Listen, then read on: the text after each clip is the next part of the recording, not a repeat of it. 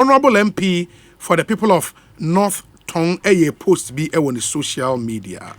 And Onoka said, what if the president had said certain things are or listed Onufri Sanka, the president would have been a hero, from this speech of mine. And to say, just imagine how President Akufo-Addo would have been celebrated by Ghanaians tonight if he said the following, and on liste nyoma bako 15 out of his Omanpenyi Kaya Anka, he would have been celebrated by a number of Ghanaians. Samuel Okudzeto Ablakwa, Honorable Akwa, about poem to say. Oh, Obi, Namiadum Apomia, Pachanawe. Namiadum, Yansu, Yahoya Papa, Yahoya Pa. Okoli Kojo upon Chroma studio, ha. Oh, my main channel, my very good brother. Yes, also. These are tough times to be information minister. We should all keep him in our prayers. Very important, very important. But Enra, after the president's speech, now I read your post on Facebook, and Oma, some kind of an alternative speech. So if it's like a president, AUSU or write up now, maybe Anka Ghana for would celebrate him. I ran through the 15 points I will list here, isn't it easier said than done, Sammy? So maybe the president having met all the relevant stakeholders, probably couldn't have gone by war prescription, reducing the size of government by 40%, firing Ken Oforiatta and Charles Adubuahi, saying I'm sorry for the economic difficulties, slashing taxes on petroleum products. The times we are in, do you think proposals, are practicable, Sammy? You already kind, my main chair for na member Mabaso Ejimapa Moya in the national interest. What kind proposals na Medetuja and Rana Jina? A very practical, workable, pragmatic, and really, those are the issues you need to address. So, speech, was not just to, as it were, lament about the challenges. Now say ye per se crisis na ye woman no. Ye addressing crisis no. Na ye nyina ye to me rise up to the challenge, and then we emerge victorious. Then it's difficult to convince me, sir, you can avoid these measures and convince us who address it, the challenges that we face. Now, Edikaino, they told you, the president finally admitting, we are in crisis, and saying, the crisis we face, he cannot exaggerate it. I think, it's the first time president or acknowledging the level of the rot, the mess that we find ourselves in, and that has to be acknowledged. And as I said, highlighted that significant development, because hitherto, it was all about praises of his ministers. The ministers, they are excellent, or more delivered. They have done a fantastic job. Bibia, Koso Kama, and all of that. He was living in some denial, which created a lot of anxiety. And I think that the call on him to speak was even largely because of that body language, that posture, that many Ghanaians were wondering, is he really living in Ghana? Is he in a bubble of his own? And now I say, he really knows what is happening. I think that in terms of a major highlight for me, that is the only positive development. But in terms of the concrete solutions, and I'll run through the list that I provided very, very quickly. First of all, I thought, sir, the president should have apologized to the people of Ghana for what we have been put through. Because there is no deny of the fact, sir, any policies, any leadership style and approach, the interventions or and are leading to this point. Taking office and saying to the media, believe in big government, appointing the highest number of ministers in the history of this country, the fiscal recklessness, going on a borrowing spree, where some of his appointees stood to benefit, conflict of interest in that borrowing, where the World Bank now tells us by end of this year, debt to GDP will be 104%. The fall of the currency. Despite the global ecosystem are challenging, no? Countries that had good leadership, that had the right policies, no, they have been resilient. They have not suffered. That point must be made. And I am disappointed, sir. The president did not take responsibility and did not apologize to the Ghanaian people for the level of hardship, the excruciating pain that his policies, the fiscal recklessness, Auditor General's report, the over 50 billion that has been lost since 2017, largely to, financial irregularities, corruption, malfeasance, and all of that, the wastefulness, the big government, all of that has culminated in where we are today. Nobody can deny that. It's all about leadership choices.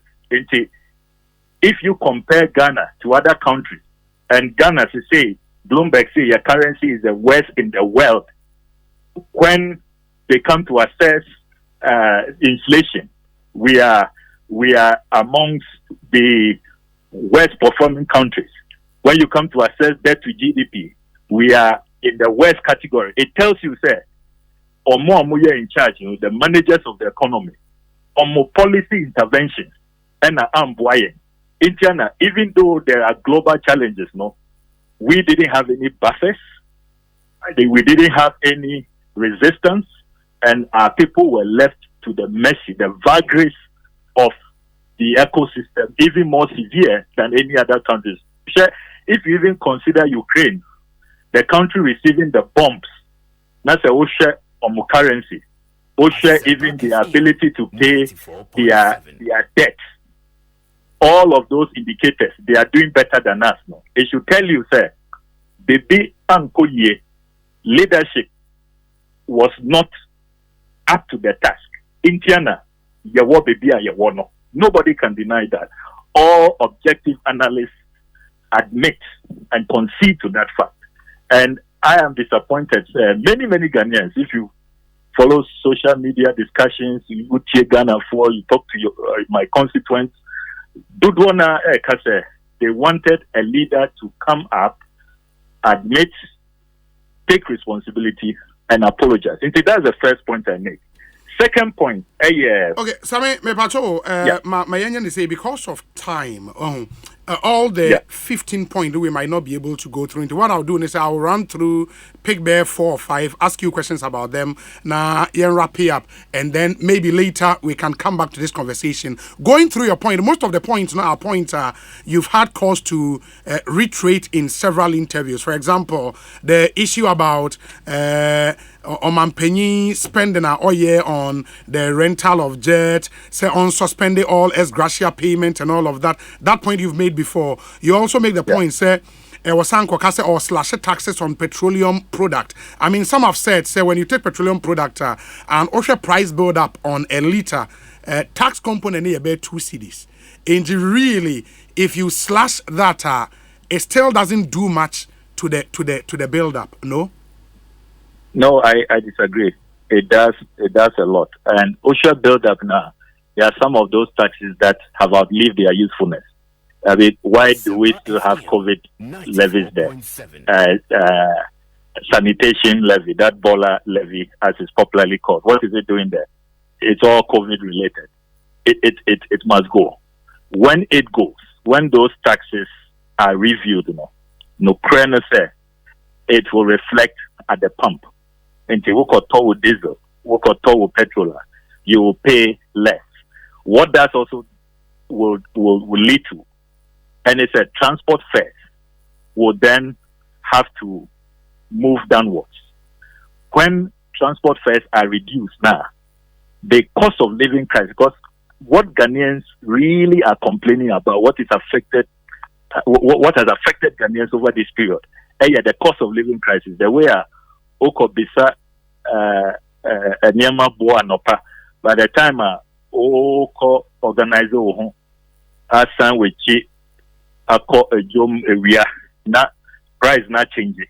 The rapid increments is largely driven by fuel prices air cost, transport fares are cost. And this point is key. And those who say we're buying by losing revenue, Inter proposes cut down on the expenditure side. 40% of this government can go. We need a lean government. Fat, not dorsal. Do we need 3 deputies at trade? Do we need 3 deputies at energy? Do you need 4 deputies at NADMO? Multiple deputies, 3 or 4 deputies at SNIT, BVLA? Those are the hard questions we must ask ourselves. Do we need a CEO at the non-existent Keta port from 2017 or draw salary, free fuel, vehicles, Article 71 conditions of service? Do we need that at this time? If you go to government expenditure, push the number of presidential staffers, a matter I've been pursuing for years. Look, there's too much waste in the system. And those who say, if you address these taxes on petroleum, you are saying that government should virtually be denied of resources. I say no. If you address the expenditure side of things, we reduce the size of government by at least 40%. You will be dealing with the revenue concerns. One of the other suggestions I may say, who share the Auditor General's report, Minia, 2017 to 2021, about 50 billion cedis is what is in issue in terms of losses, corruption, financial irregularities, and all of that. Imagine a situation where President announces, we are setting up a task force, Auditor General, to retrieve and surcharge. Even if we get half of that money, Minia, we are chasing the IMF for $3 billion. There is almost 50 billion cedis, even if half of that, ABR, now some of them is lack of documentation and probably the items have been purchased. But even if you get half of that, 25 billion, Minia, imagine what it can do in this economy. Then I also talk about renegotiating some of our agreements, particularly in the extractive industry. Mm-hmm. If you look at Botswana, and I'll encourage listeners to probably look at the Botswana example. Almost to me, a renegotiate on diamond agreement from 15%, they are now earning upwards of 80%, 80 to 85%. In Tanzania, Magufuli, a similar exercise. I recall, President Mills bar power. We were getting just about 10% from our oil exploration. So say, we are in the region of about 20%. We can push further. If you have a situation where a company like Ashanti Gold, we've lost all our shares, we don't have any shares at all, and all of these, exploration and exploitation is going on in our country, and the people are not benefiting. Into these concrete measures, concrete steps, I've said, Osha Tor, for example, Tema Oil Refinery. Why are we not processing our crude? I recall, under Iwadaku, we began the processing of our crude. That blueprint appears to have been jettisoned. We should be processing our crude It will afford our people to even buy the petroleum products a bit cheaper. We will be making more revenue if you look at the financial analysis. By our crude, no, are you saying, sir, you share in the Jubilee fields and the other fields? Because I don't know, they are a function of the kind of contract we signed.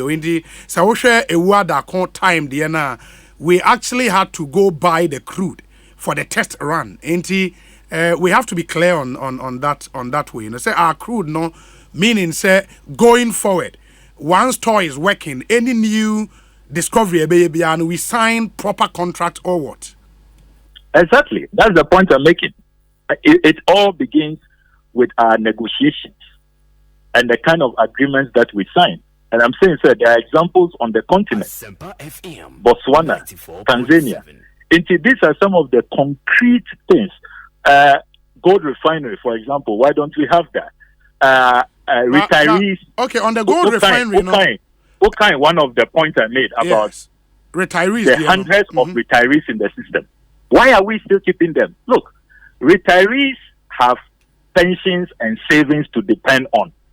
Omukofia, they have their pension, they have their savings. But when you keep them in the system, they block opportunities for younger people.